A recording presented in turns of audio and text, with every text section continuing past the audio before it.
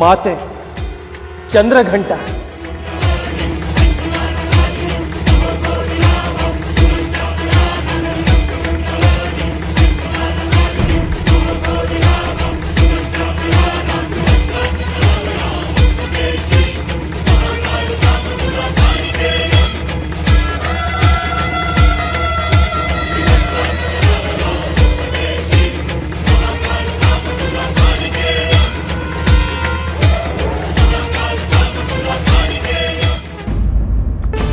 ಪಾರ್ವತಿ ಎಷ್ಟು ಧೈರ್ಯವಂತೆ, ಕೊನೆಗೂ ಅಸುರನನ್ನು ಸಂಹಾರ ಮಾಡಿಬಿಟ್ಟಳು.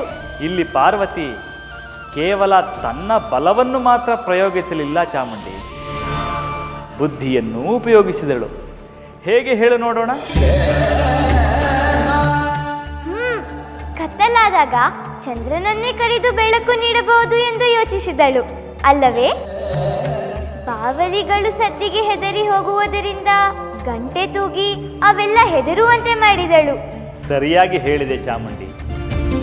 ಪಾರ್ವತಿ ತನ್ನ ಭಯವನ್ನೂ ಮೀರಿ ಚಂದ್ರಘಂಟ ಎನಿಸಿಕೊಂಡಳು.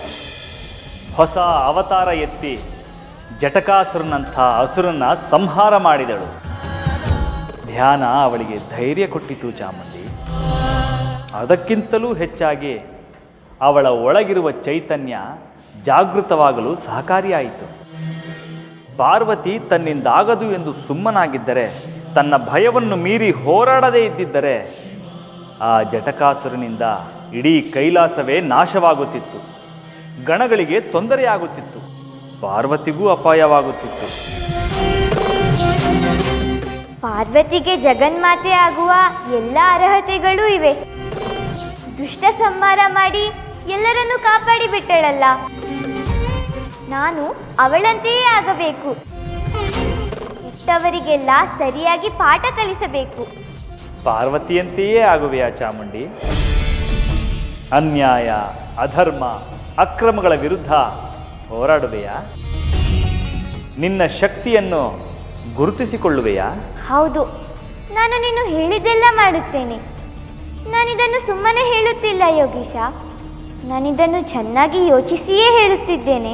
ಧ್ಯಾನ, ಯುದ್ಧಾಭ್ಯಾಸ ಇವೆಲ್ಲವನ್ನು ಮಾಡುತ್ತೇನೆ.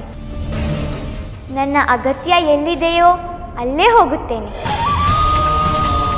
ಎಲ್ಲರಿಗೂ ಸಹಾಯ ಮಾಡುತ್ತೇನೆ. ಸರಿ, ಹಾಗಾಗಲು ನಾನು ನಿನಗೆ ಸಹಾಯ ಮಾಡುತ್ತೇನೆ ಚಾಮುಂಡಿ.